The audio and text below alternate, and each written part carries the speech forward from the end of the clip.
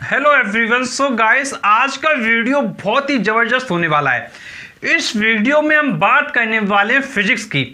जैसा आपको पता है कि सीबीएसई बोर्ड क्लास 12 के स्टूडेंट्स के लिए काफ़ी ज़्यादा प्रॉब्लम्स आती हैं बोर्ड एग्जामिनेशन में फिजिक्स को लेकर। और फिजिक्स एक ऐसा सब्जेक्ट है जहां पर स्टूडेंट बहुत ज़्यादा स्ट्रगल फील करते हैं बिकॉज फिजिक्स समझ में नहीं आती है। बच्चों, आज के इस वीडियो में मैं आपको क्लियर पॉइंट ऑफ व्यू देने वाला हूं जहां पर आप क्लियर समझ पाएंगे कि सीबीएसई बोर्ड के बच्चों को क्यों प्रॉब्लम हो रही है, फिजिक्स में सबसे ज़्यादा दिक्कतें क्यों आ रही हैं। तो बच्चों, इस वीडियो का पूरा देखिए। इस वीडियो में आपको बिल्कुल रियल जानकारी मिलने वाली है और डेफिनेटली आपके लिए ये वीडियो बहुत ही ज़्यादा हेल्पफुल होगा। तो चलिए हम अपना वीडियो शुरू करते हैं। देखिए, सबसे पहले बात करते हैं फिजिक्स इज नॉट टफ। ये वर्ड मैंने लिखा हुआ है तो ये बिल्कुल रियल है कि फिजिक्स बिल्कुल भी टफ नहीं है। समस्या क्या है? समस्या है कि भाई हमारा जो स्टडी मटेरियल जो हम पढ़ रहे हैं वो सही नहीं है। फिर दूसरी समस्या क्या है? वो है आपका जो पढ़ने का जो तरीका है वो सही नहीं है। और जो तीसरा पॉइंट है वो देखिए, मैंने यहाँ पे अभी नहीं लिखा है, वो मैं आपको बताता हूँ। थिंकिंग, जो सोच है वो लोगों की क्या है, पहले से ही नेगेटिव हो चुकी है। लोगों को सुन सुन के नेगेटिव हो चुके हैं कि भाई फिजिक्स समझ में जल्दी नहीं आती है। और इन्हीं चक्करों के चक्कर में बच्चों का जो भविष्य है वो कहीं ना कहीं गड़बड़ा रहा है। क्यों गड़बड़ा रहा है? क्योंकि फिजिक्स समझ में नहीं आ पा रही है। अब देखिए, जो पॉइंट्स मैं आपको बताऊंगा, जो अंदर बातें बताने वाला हूं, वो बिल्कुल आप क्या है, चीजों को पहले सुने, समझें और उनको चेक करिए क्या वास्तव में वो चीजें सही कही जा रही हैं कि नहीं। और उसके बाद आप अपना डिसीजन स्वयं लें, क्योंकि आपका भविष्य है और आपको कैसे अपनी लाइफ में आगे बढ़ना है ये आपको डिसाइड करना है। तो मैं आपको सारे पॉइंट समझाऊंगा, सारी चीजों को समझिए, सुनिए और काफी अच्छे से वीडियो देखिए। देखिए, सबसे पहले हम बात करते हैं फिजिक्स इज नॉट टफ। तो देखिए, सबसे पहले आप अपने दिमाग से ये निकाल दो, फिजिक्स टफ नहीं है। ये आप सोच रहे हो भाई कैसे निकाल दें, क्या निकालना बहुत आसान है? क्या नहीं निकाल सकते, मैं मानता हूं, बट मैं आपको पॉइंट समझा रहा हूं, उनको देखिए, फिर उसके बाद आप खुद ही कहेंगे वास्तव में सर ने सही कहा था कि फिजिक्स टफ नहीं है। जब आपके अंदर से अब आ जाए कि फिजिक्स टफ नहीं है, तब माना जाएगा कि भाई फिजिक्स टफ नहीं है। किसी के कहने से टफ और इजी चीजें नहीं हो जाती हैं। तो देखिए, सबसे पहले हम बात करते हैं स्टडी मटेरियल बदलें। ये पॉइंट मैंने क्यों लिखा है, मैं आपको बिल्कुल रियलिटी बता रहा हूं। जितने भी सीबीएसई बोर्ड के बच्चे हैं उन बच्चों के लिए जो एक बुक प्रिस्क्राइब की जाती है, जो बुक बताई जाती है वो बताई जाती है NCERT। कहा जाता है कि बच्चों ये बुक पढ़ो और इस बुक के बाहर से कुछ भी नहीं आने वाला है। बच्चों से कहा जा रहा है कि भाई ये बुक पढ़ो, यही तुम्हारा बेसिक है, यहीं से सारा पेपर आता है और हर साल पेपर यहीं से आता है। बच्चों को यही बताया जा रहा है और बच्चा क्या है, जो बताया जा रहा है उसे फॉलो करता है। अब बच्चे ने पकड़ी इस बुक को तो बच्चे ने पकड़ा, लेकिन समस्या क्या है, जब इस बुक को आप खोलेंगे तो भैया इसमें जो मैटर दिया गया, स्टडी मटेरियल जो आपको मटेरियल दिया गया है वो एक सिस्टमैटिक मैनर में नहीं है। वो एक सिस्टमैटिक मैनर में नहीं है। इसमें काफी बदलाव की क्या है, जरूरत है, बट बदलाव नहीं हो रहे हैं। ये सबसे बड़ी समस्या आ रही है और इसी वजह से बच्चे क्या बहुत ज्यादा फिजिक्स को लेकर परेशान है, और खासकर सीबीएसई बोर्ड की। तो ध्यान रखिए कि इसमें प्रॉब्लम्स हैं। अब आप इसमें एक चीज देखेंगे, पता चले क्वेश्चन आपका क्वेश्चन नंबर 1 ये दिया गया है और इसका डायग्राम आपका हो सकता है 2-3 पेज बिफोर हो। मतलब इसका जो डायग्राम है वो हो सकता है कि आपका 2-3 पेज क्या है, पहले हो। जब बच्चे को 2-3 पेज पहले क्वेश्चन का फिगर मिलेगा तो फिर बच्चा कैसे तैयारी करेगा? समस्या तो आ गई ना। अब आप सोच रहे होंगे भाई अगर ये समस्या है, बुक में ऐसी दिक्कतें हैं, और आप एक चीज और गौर कीजिएगा, मैं बिल्कुल आपको रियलिटी बता रहा हूं।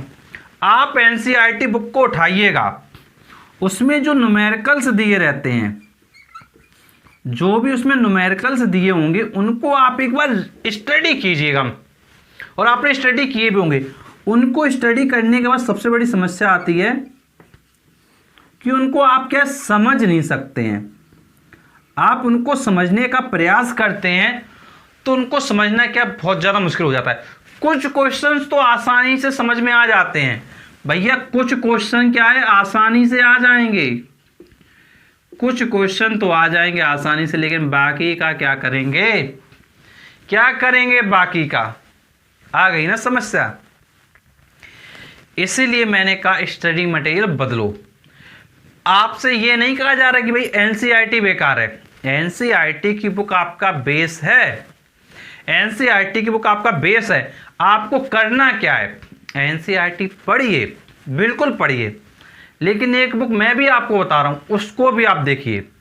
आप क्या करिए, दो बुक को कंबाइन करके पढ़िए। पहले आप एनसीईआरटी उठाइए, भाई एनसीईआरटी में जो चीज समझ में आ रही है उसको दिमाग में छाप लो अच्छे से। जो चीज एनसीईआरटी समझ में आ रही है वो दिमाग में छाप लो, और जो नहीं समझ में आ रही है उसके लिए दूसरी बुक पे आओ। वो मैं आपको बता रहा हूँ रेफरेंस बुक। तो भाई बता देता हूँ आपको रेफरेंस बुक, और जरूर देखिएगा, जरूर देखिएगा। और इसके लिए कोई पैसा नहीं पड़ेगा, मार्केट में चले जाना, कह देना कि भाई हमको ये वाली बुक चाहिए, एक बार पेज पलट के देख लेना क्या उसकी भाषा शैली, जो उसमें लैंग्वेज लिखी हुई है, क्या वो आपको समझ में आ रही है कि नहीं। अगर आपको समझ में आ रही है तो उस बुक को आप क्या कर लेंगे, जरूर ले लेंगे। और अगर समझ में नहीं आ रही है तो फिर उस बुक को आप क्या अवॉइड कर सकते हैं। अब बात करते हैं वो कौन सी बुक है, कौन सी बुक की मैं बात कर रहा हूं। तो देखिए बुक तो मार्केट में बहुत सारी हैं, बट जो मुझे अच्छा लगता है, जो बुक मैं आपको रेकमेंड कर रहा हूं, जो आपके लिए अच्छी हो सकती है, उस बुक को भी आप समझ लीजिए। तो देखिए वो बुक है आपकी नूतन पब्लिकेशन की। कौन सी बुक है, नूतन पब्लिकेशन की। अब देखिए ध्यान कुछ रखना है यहां पे, आपको ध्यान ये रखना है कि ये जो नूतन पब्लिकेशन की बुक है ये आपकी सीबीएसई बोर्ड में भी आती है, आईसीएसई बोर्ड में भी आती है, और आपका क्या है यूपी बोर्ड में भी आती है। ये आपको ध्यान रखना है, सीबीएसई, आईएससी और यूपी बोर्ड में भी ये बुक आपकी क्या है आती है। बट आपको कौन सी लेनी है भैया, आपका बोर्ड है सीबीएसई बोर्ड, तो हम कौन सी लेंगे, हम लेंगे सीबीएसई बोर्ड वाली।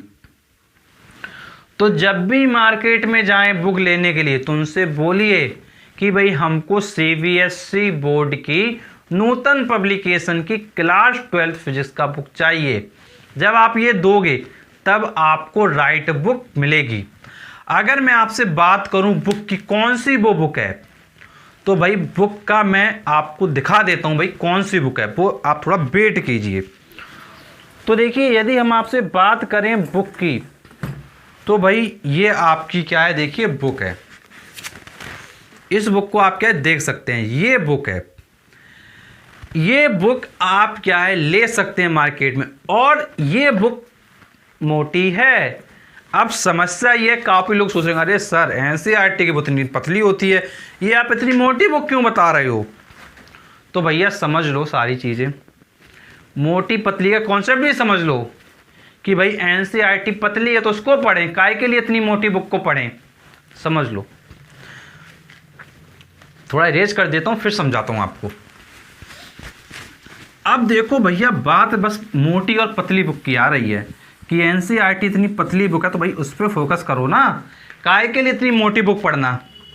और इसी समस्या के पीछे बच्चे सिर्फ इस बुक को नहीं पढ़ते, मैं रियल बता रहा हूं, काफी बच्चे इस बुक को इसलिए नहीं पढ़ पाते, केवल मोटी बुक देखते हैं, इसी चक्कर में उनका जो पूरा साल है बर्बाद हो जाता है। फिजिक्स टफ नहीं है, फिजिक्स सही से नहीं पढ़ रहे हो इसलिए टफ है, ध्यान रखना। देखो बात है मोटी बुक की, जो मैंने आपको नूतन वाली बताई, और एक बुक है आपकी पतली वाली, वो है आपकी एनसीईआरटी। अब समझना भाई नूतन क्यों मोटी है, देखिएगा ध्यान से, नूतन क्यों मोटी है ये समझना है आपको। अब बात करते हैं कि भाई ये बुक मोटी ये बुक पतली। तो भैया बुक मोटी पतली का जो ये अंतर है इसका क्या कारण है, तो आपको देखिए समझना होगा। जब ये बुक मोटी है, क्यों है ये मोटी बुक, ये बुक सिर्फ इसलिए मोटी है क्योंकि इसमें जो टॉपिक्स हैं, जो टॉपिक्स समझाए गए हैं वो काफ़ी डिटेल में बता दिए गए हैं। किस में बता दिए गए हैं टॉपिक, इसमें टॉपिक को डिटेल में बताया गया है। अब डिटेल में बताने के बाद क्या किया गया है, न्यूमेरिकल प्रॉब्लम डाली गई हैं, फिर उसके बाद क्या है, न्यूमेरिकल्स डाले गए हैं। अब न्यूमेरिकल्स डालने के बाद जो एनसीईआरटी के न्यूमेरिकल हैं उनको भी डाला गया है। फिर क्या किया गया है, एनसीईआरटी की जो न्यूमेरिकल्स हैं, जो एनसीईआरटी के प्रॉब्लम्स हैं उनको भी डाला गया है। तो ये बुक क्या हो गई, मोटी हो गई। अब भाई बात आती है तो क्या करें, कैसे पढ़ें। तो मैंने आपसे क्या कहा, एनसीईआरटी को पढ़ो। क्या करो, एनसीईआरटी को पढ़ो। अब इसमें जो टॉपिक समझ में नहीं आता है, जो टॉपिक समझ क्या है नहीं आ रहा है, उसको पढ़ लो आप नूतन वाली बुक से। उसको पढ़ लो भाई नूतन वाली बुक से, क्लियर कर लो कॉन्सेप्ट। अब एनसीईआरटी से न्यूमेरिकल्स समझ में नहीं आते हैं, ये बिल्कुल रियल फैक्ट है। न्यूमेरिकल समझ में नहीं आते हैं, चिंता मत करो। कहाँ आ जाओ, नूतन पे आ जाओ। अब आप सोच रहे होगे सर जी आप तो बुक बता दिए, लेकिन ज़्यादातर यूट्यूब चैनल आपको सही बुक नहीं बताते हैं। वो कहते हैं भैया चैनल से पढ़ो सब कुछ हो जाएगा। मैं कहता हूँ चैनल से पढ़ो, लेकिन अच्छे चैनल से पढ़ो, जो आपके बारे में सोचे, जो आपके लिए कुछ ना कुछ सोचे। अब आप खुद बताओ, नूतन वाली बुक है, ये बुक बताने में क्या दिक्कत है लोगों को। भाई अच्छी बुक बताओ। देखो चैनल्स का क्या मोटो होता है वो समझिए। चैनल का पर्पज होता है कि भाई सब्सक्राइबर जो हैं हमारे चैनल के वो वीडियोस देखते रहें, ज़्यादा पैसे कमाते रहें यूट्यूब पर, तो चैनल का पर्पज होता है। बट आपको भी समझना है कि भाई चैनल से भी पढ़ेंगे, लेकिन हमको बुक को भी पढ़ना है। तो बुक को आप ध्यान रखिए कि बुक आप ये वाली ले सकते हैं। तो ये तो चीज़ आपको समझ में आ गई कि भाई क्या है बुक, कैसे है। तो स्टडी मटेरियल बदलने की बात तो आप समझ गए कि भाई क्या आपको कैसे करना है। अब एक बात ये भी समझ लीजिए, जब आप नूतन वाली बुक में न्यूमेरिकल्स में आएंगे तो न्यूमेरिकल्स में नूतन में क्या किया गया है, कुछ न्यूमेरिकल्स नूतन ने दिए अपनी तरफ से और बाकी जो क्वेश्चंस हैं वो एनसीईआरटी वाली सॉल्व प्रॉब्लम की गई हैं। तो भाई आपका मन है ज़्यादा न्यूमेरिकल्स करने का तो आप सब कर लीजिएगा, अगर आपको सिर्फ एनसीईआरटी वाले करने हो तो भाई एनसीईआरटी वाली कर लीजिएगा। और एक बात ध्यान रखिएगा, बेस आपका एनसीईआरटी ही है, क्योंकि पेपर जो बनाया जाएगा वो एनसीईआरटी बुक को फॉलो करके बनाया जाता है। तो भाई एनसीईआरटी में जितनी भी चीज़ें दी गई हैं सारी पढ़ना है। अब जो चीज़ें समझ में नहीं आ रही हैं उसके लिए ये नूतन पब्लिकेशन बुक को रेफर कर लो। और आप देखेंगे जब आप पढ़ेंगे तो आप खुद ही रियलाइज करेंगे कि भाई 50% के नियर अबाउट आप एनसीईआरटी से पढ़ रहे होगे और 50% के नियर अबाउट आप नूतन से पढ़ रहे होगे। और कभी कभार ये रेशियो वेरी भी कर जाता है, कुछ लोगों का यहाँ 30% हो जाता है एनसीईआरटी में और कुछ लोगों का नूतन में ये 70% हो जाता है। कुछ लोगों का ये रेशियो रहता है 70% एनसीईआरटी में और 30% नूतन में। ये डिपेंड करता है स्टूडेंट टू स्टूडेंट। बस इंपॉर्टेंट यही है आपको सारे टॉपिक अच्छे से समझ में आ जाएं। कोई भी बुक पढ़ो, अगर आपका मन नूतन पढ़ने का नहीं है तो भैया और भी बुक आती हैं, जैसे एसएल अरोरा आती है, एक बुक ये भी आती है भाई एसएल अरोरा, ये बुक भी आती है। तो भैया मैं आपसे ये कहता हूं, आप कोई भी बुक पढ़ो, बट जो मुझे बेटर लगी वो मैंने आपको बताया कि भाई आप क्या है एनसीईआरटी कर लो, फिर नूतन कर लो। और अगर किसी का नूतन करने का मन नहीं है, किसी के पास एस.एल. अरोड़ा की बुक है, तो भैया किया तो यहाँ से भी जा सकता है, लेकिन इसमें जो मैटर है वो बहुत ही ज़्यादा डिटेल में दे दिया है, बहुत ही ज़्यादा डिटेल में दे दिया है।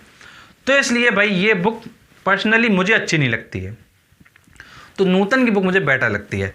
बट चॉइस आपकी है, आप एस.एल. अरोड़ा बुक को भी देखिए, आप नूतन को भी देख लीजिए, आप एनसीईआरटी को देख लीजिए और कंपैरिजन कीजिए। भाई आज आप इतने बड़े हो चुके हो, आप चीज़ों को समझिए, कंपैरिजन कीजिए कि भाई हमारे लिए क्या अच्छा है। आप यूट्यूब चैनल को भी कंपेयर कीजिए कि भाई ये यूट्यूब चैनल है, वो यूट्यूब चैनल है, हमको कहाँ से पढ़ना है, ये डिसाइड आपको करना है। तो सारी बातें आपको समझ में आई। अब नेक्स्ट पॉइंट है पढ़ने का तरीका बदलें। तो भैया पढ़ने का तरीका बहुत ज़्यादा इंपॉर्टेंट है हर एग्जाम के लिए। देखिए अगर आप पढ़ने का तरीका नहीं बदलेंगे तो भैया दिक्कत हो जाएगी। पढ़ने का तरीका देखिए क्या होना चाहिए, इसको इरेज कर देते हैं, बाकी फिर हम आपको सारी चीज़ें समझाते हैं। अब देखिए हम बात करेंगे पढ़ने के तरीके की कि भैया पढ़ने का तरीका क्या होना चाहिए। देखो पढ़ने के तरीके की अगर हम आपसे बात करें इस पॉइंट की, तो देखिए पढ़ने का तरीका आपका होना चाहिए, पहली चीज तो मैं आपसे ये कहूंगा टाइम टेबल। इसको देखिए क्या है, लोग बताते हैं भैया टाइम टेबल बनाओ, मैं कहता हूं भैया टाइम टेबल ये बनाते हो ना, ये कभी भी फॉलो नहीं कर पाता, बच्चा नहीं कर पाता है। मैं बिल्कुल आपको रियल बता रहा हूं कि बच्चा ये टाइम टेबल फॉलो नहीं कर पाता है। तो भैया टाइम टेबल क्यों बनाओ, टाइम टेबल मत बनाओ। मैं आपसे कह रहा हूं टाइम टेबल को बनाना छोड़ दो, क्योंकि टाइम टेबल क्या है बच्चे फॉलो क्या है नहीं कर पाते हैं, और जब बच्चे फॉलो नहीं कर पाते हैं तो फिर क्या है इस वजह से दिक्कत होती है। क्या करना है, आपको एक डिसीजन लेना है। आपको क्या करना है, एक आपको डिसीजन लेना है। डिसीजन ये लेना है कि मुझे जो है पर डे 1 आवर, कम से कम 1 आवर फिजिक्स को देना है, पर डे देना है। अगर आपसे पॉसिबल हो सके तो इसको आप 2 आवर कर दीजिए, बट मिनिमम 1 आवर डेली देना है। अब कैसे देना है ये आपको डिसाइड करना है।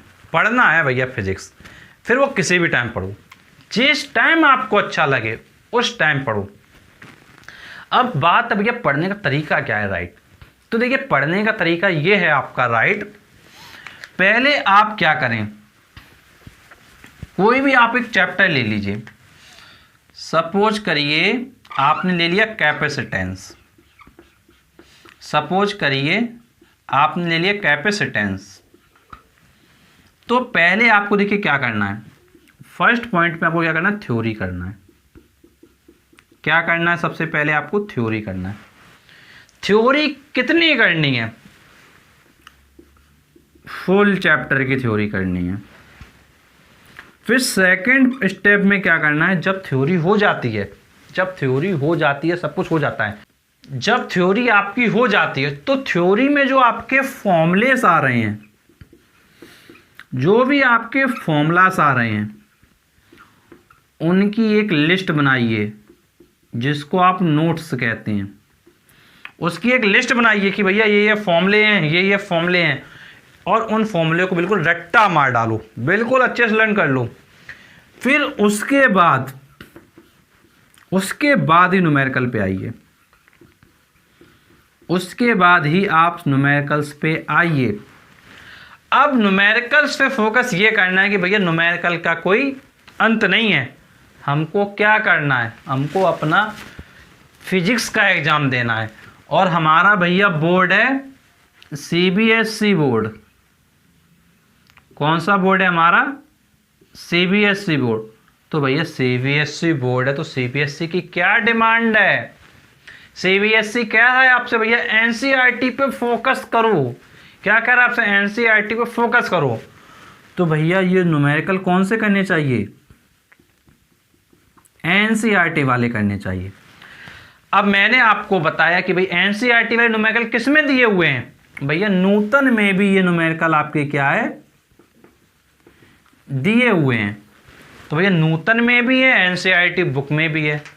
तो बुक को उठाओ, पढ़ो, अच्छे से समझो, और थ्योरी अच्छे से समझी होगी, फॉर्मूलेस लर्न किए होंगे, देन न्यूमेरिकल्स बहुत आसानी से हो जाएंगे।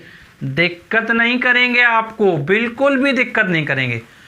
और थ्योरी नहीं पढ़ी होगी सही से, फॉर्मूले रट्टा नहीं मारे होंगे, तो भैया दिक्कत तो आएगी ना। फिर कहो फिजिक्स टफ है, तो टफ नहीं है। क्या समस्या हुई? फिर हुई आपकी लापरवाही। तो लापरवाही को क्या करना है? हटाना है लापरवाही को। जब लापरवाही को हटाओगे, चीज़ों को सिस्टमेटिक वे में और सही स्टडी मटेरियल को चूज करोगे, तो भैया क्या आएंगे? नंबर्स आएंगे। और कैसे नंबर्स आएंगे? टॉपर वाले मार्क्स आएंगे, टॉपर वाले। ऐसे वैसे मार्क्स नहीं आएंगे, टॉपर वाले मार्क्स आएंगे, और टॉपर जरूर बनोगे।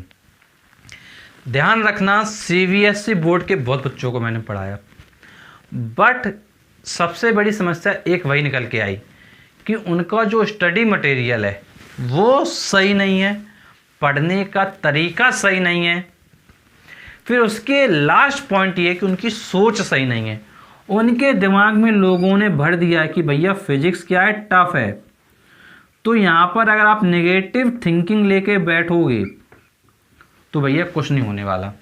नेगेटिव सोच को हटा दो, एक पॉजिटिव सोच को लेके आओ। क्या लेके आना? पॉजिटिव सोच। और एक समस्या और है, कुछ लोगों ने एक समस्या और कर रखी है, बताता हूं मैं आपको। कुछ लोगों ने एक समस्या ये कर रखी है, लड़का लड़की वाली। लड़का लड़की वाली देखो समस्या, देखो क्या कर रखी है।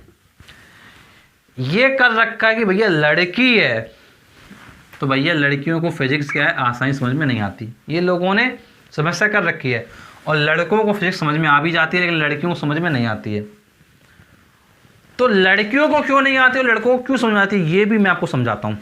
हर एक चीज़ मैंने आपसे कहा ना, हर एक चीज़ आपको मैं अच्छे से समझा के जाऊँगा, तभी आप समझ पाओगे कि भैया फिजिक्स टफ नहीं है, समस्या इन तीनों पॉइंट्स में है। मैं आपको बिल्कुल हर एक चीज़ अच्छे समझा के जाऊँगा कि ये चीज़ क्यों कही गई। भाई लड़कों को समझ में आ जाती है, लेकिन लड़कियों को समझ में नहीं आती है, ये भी समझिए बहुत अच्छे से। लड़का लड़की का यहाँ पे कोई मतलब नहीं होता सब्जेक्ट में। मेन मतलब होता है कि भैया सही तरीका जब तक पता नहीं होता है कुछ नहीं होने वाला है। अब देखो बात करते हैं लड़कियों की, और लड़के जिनको समझ में नहीं आती वो भी समझें। देखो ज़्यादातर लड़कियां उनको जो है पेरेंट्स दिलवा देते हैं बायो, जिसको आप बायोलॉजी कहते हैं। ज़्यादातर पेरेंट्स क्या है, लड़कियों को बायो दिलवा देते हैं, उनका हो जाता है पीसीबी। ये पेरेंट्स दिलवा देते हैं।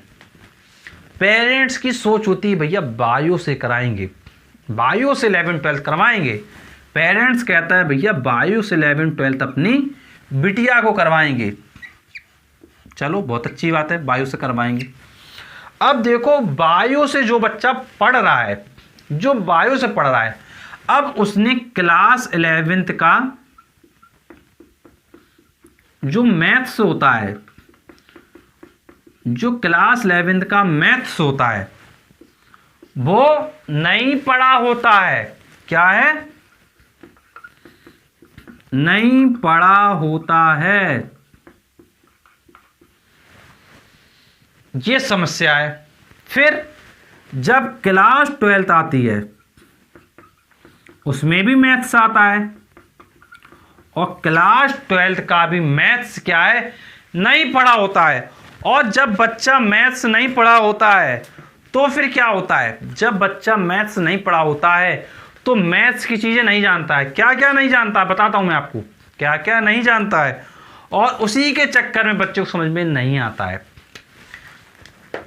ये चीज़ समझ लो, नहीं पढ़ा होता है। पहली चीज़ डिफरेंशिएशन, बच्चे को डिफरेंशिएशन नहीं पढ़ा होता है। तो भैया डिफरेंशिएशन नहीं पढ़ा होता तो डिफरेंशिएशन जब यूज होता है फिजिक्स में तो क्वेश्चन नहीं आएंगे ना। फिर क्यों कहते हो कि भैया समझ में नहीं आ रहा? अरे जब डिफरेंशिएशन पढ़ोगे तभी समझ में आएगी। जिसको आप कहते हैं, कुछ लोगों को पता है, कुछ लोग को अभी समझ में नहीं आ रहा होगा। डिफरेंशिएशन मतलब डी वाई डी एक्स वाले टर्म, जो डी वाई डी एक्स वाले टर्म होते हैं उन्हीं को डिफरेंशिएशन कहते हैं। फिर सेकंड क्वेश्चन है इंटीग्रेशन, फिर सेकंड है आपका इंटीग्रेशन।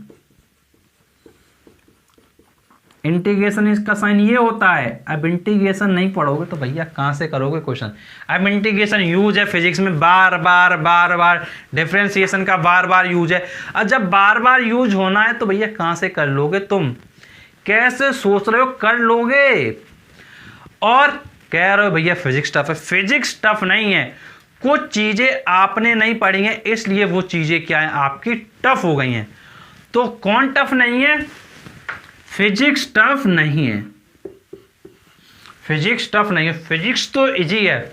बट तुम बायो वाले बच्चों ने, और ज़्यादा लड़कियां होती हैं यहाँ पे, इसलिए कहा जाता है भैया फिजिक्स जो है लड़कियों को समझ में नहीं आती, इसलिए कह दिया जाता है फिजिक्स लड़कियों को समझ में नहीं आता। क्यों? उनने बायो लिया है, बायो वालों ने डिफरेंशिएशन इंटीग्रेशन नहीं पढ़ा है। नहीं पढ़ा है तो फिर फिजिक्स में बहुत ज़्यादा यूज है डिफरेंशिएशन इंटीग्रेशन का। और बच्चों का समझ में नहीं आता है जो स्पेशली बायो से पढ़ रहे हैं, उनसे मैं एक बात ये कहना चाहूँगा, आप मैथ का डिफरेंशिएशन और मैथ का इंटीग्रेशन पढ़ लें और सिर्फ फॉर्मूला ना पढ़ें, सिर्फ फॉर्मूला ना पढ़ें, बिल्कुल भी मैं आपसे कह रहा हूं सिर्फ फॉर्मूला ना पढ़ें। ज़्यादातर बच्चे क्या करते हैं, सिर्फ फॉर्मूला जान लेते हैं। तो सिर्फ फॉर्मूला नहीं पढ़ना है, आपको फॉर्मूले पढ़ने के साथ में कुछ क्वेश्चंस जरूर करने हैं। और एक दो क्वेश्चन नहीं करने हैं भैया, कम से कम 25 क्वेश्चंस कर लो, क्या दिक्कत है? अरे कम से कम 25 क्वेश्चंस कर लो तो क्या थक जाओगे? क्या हालत ख़राब हो जाएगी? और अगर तुम्हारा फिजिक्स से बर्बाद हो गया तो फिर क्या करोगे? तो ध्यान रखो, कम से कम 25 क्वेश्चंस कर लो। और कुछ बच्चे अगर पूरा डिफरेंशिएशन पढ़ सकते हैं, पूरा इंटीग्रेशन पढ़ सकते हैं, तो भाई वो बच्चे पूरा डिफरेंशिएशन पूरा इंटीग्रेशन जरूर पढ़ लें। अब बच्चों मैंने आपको सारे पॉइंट समझाए, बहुत अच्छे से समझाए। और एक चीज और रहेगा, ये वो और बता देता हूं, वो और होता है कि भाई जो मैथ्स के कुछ फॉर्मूले होते हैं, जैसे ट्रिग्नोमेट्री वाले, जो ट्रिग्नोमेट्री के फॉर्मूले होते हैं वो भी बायो वाले बच्चे नहीं पढ़े होते हैं। तो भैया जैसे साइन 90 माइनस थीटा क्या होता है, साइन 90 प्लस थीटा क्या होता है, कॉस 180 प्लस थीटा क्या होता है, अरे तो ये टर्म्स भी आप क्या है पढ़ ले अच्छे से। भैया अगर डिफरेंशिएशन, इंटीग्रेशन और ट्रिग्नोमेट्री पढ़ने से हमारा भला हो सकता है तो भैया ये टर्म्स पढ़ने में क्या दिक्कत है? तो भाई पढ़ लो। अब बच्चों मैंने आपको सारी चीज़ें बहुत अच्छे से बहुत डिटेल में समझाई। जो बच्चे एग्री करते हैं मेरी बातों से कमेंट बॉक्स में बताइए कि सर आप बिल्कुल सही कह रहे हैं, और जो बच्चे एग्री नहीं करते हैं वो भी बताइए कि सर हम आपकी बात से एग्री नहीं करते हैं। सिर्फ इसलिए जो इस वीडियो को देख रहे हैं उनको सही चीज़ पता चल सके। जो भी इस वीडियो को देख रहे हैं उनको सही और अच्छी चीज़ पता चल सके कि सर की बात में कितना दम है। उम्मीद है आपको सारी बातें समझ में आई होंगी। और अगर वीडियो पसंद आया तो प्लीज़ वीडियो को लाइक कीजिएगा और कमेंट करके अपने व्यूज़ दीजिएगा, और चैनल को सब्सक्राइब कर लीजिएगा, जिससे कि आपको सभी के सभी आने वाले वीडियोस मिलते रहें। चलिए मिलते हैं आपसे नेक्स्ट वीडियो में, तब तक के लिए शुक्रिया।